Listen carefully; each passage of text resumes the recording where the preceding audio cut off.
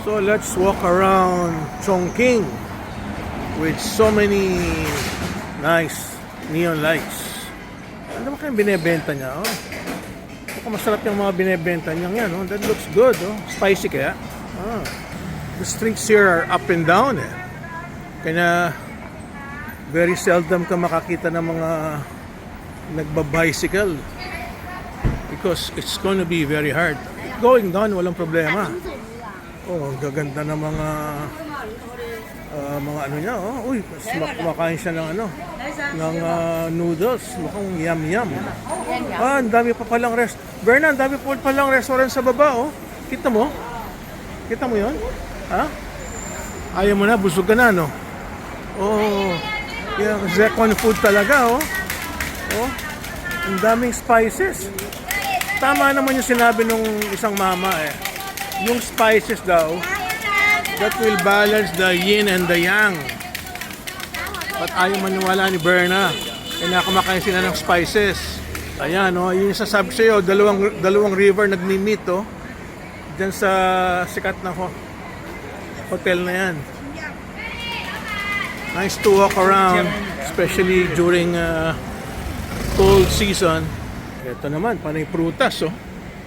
Ang binebenta. Maganda ambience talaga sa gabi. Mga tao, mga giniginaw at naka-jacket. Ito, mga ano to, oh, mga dried foods, oh.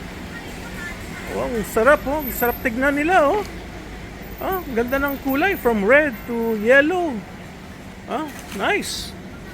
Ito, mga nagtitinda ng prutas sa labas. Oh, okay. Bernard, tikman mo raw, oh. Pinatitikim niya. Oh, mukha naman siya masarap, oh. Uy, daming buildings. Dami rin mga nagtitinda sa labas, oh. Mga prutas. Ito yung Hyatt, oh. Ito yung katapat natin, yung Hyatt Regency. Dito kasi sa Marriott. At least ito, downhill, Oh, masarap yung mga prutas niya. Okay, basta nasa pedestrian, safe naman maglakad. Ayan, nakahinto sila. Uy, gaganda ng buildings, oh. Oh, wow. Ah, itong Chongqing.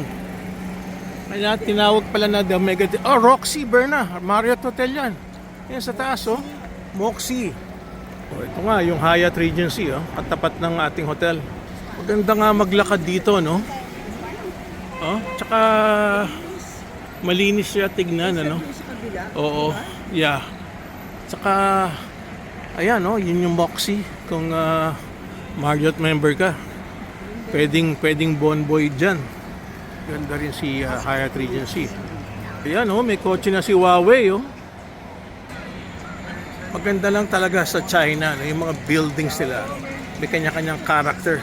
Meron pa nga building dito, waterfalls, ang bagsak, Aba, kung nilalakaran ni Berna, maraming tao dyan, Berna.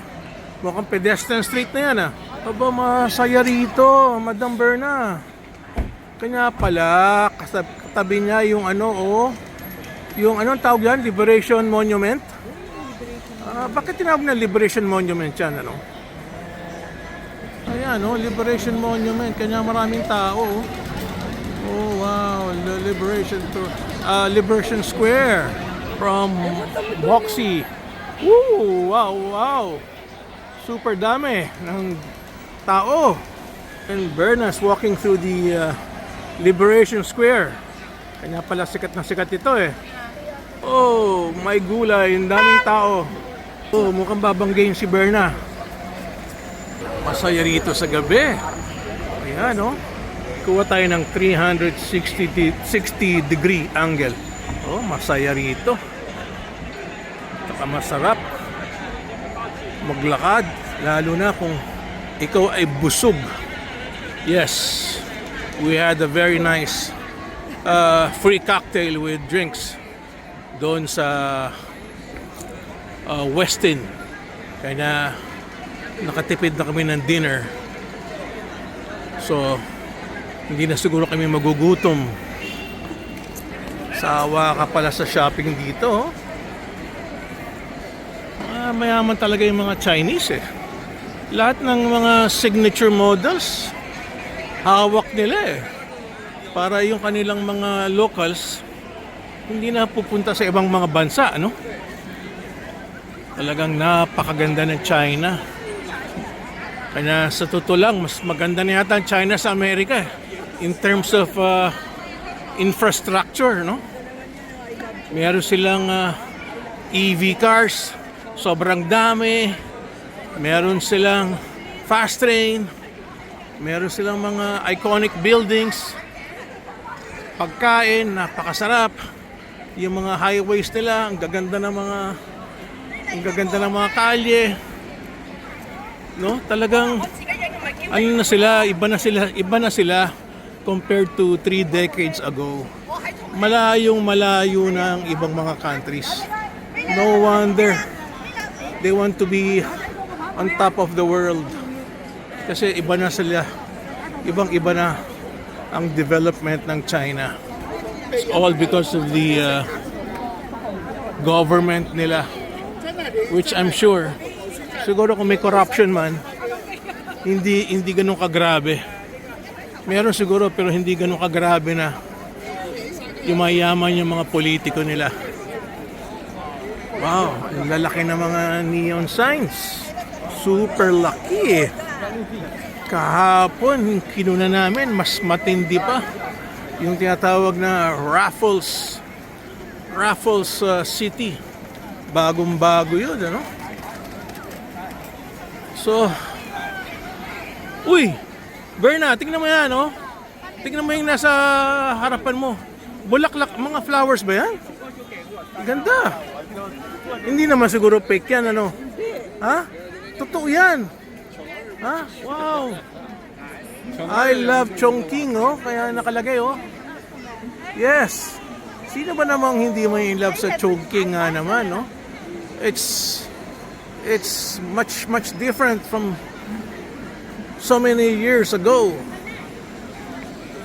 Ay, mga tao, namamasya lang.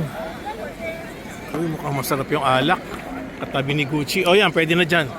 Okay, o yan, ang ganda. Anong gusto mo? Kasi nakikita si ano? Yan, nakikita. O, sige. Okay. O, kita si I Love Chongqing. Okay, smile. Oh, good. Alright, we're almost done with the Liberation Square. Saan ang punta natin ngayon, Berna? Ha? Yung cave. Cave na? Oh, okay. Sige. Ganda talaga. Okay, so pahinga muna tayo rito. Dito merong tree, oh. Masarap mag-chill muna dyan. Upo muna tayo dyan. Just sa may tree na yan. At yung mga tao, oh, hindi gano'ng masyado marami. Kukunti pa lang yan. At appreciate lang yung Liberation Square. Ayan ang top ng monument, oh. Meron pala siyang parang relo. Ayan, oh. May relo siya, oh. Yes. Very, very nice. The Liberation Square here in Chongqing, China.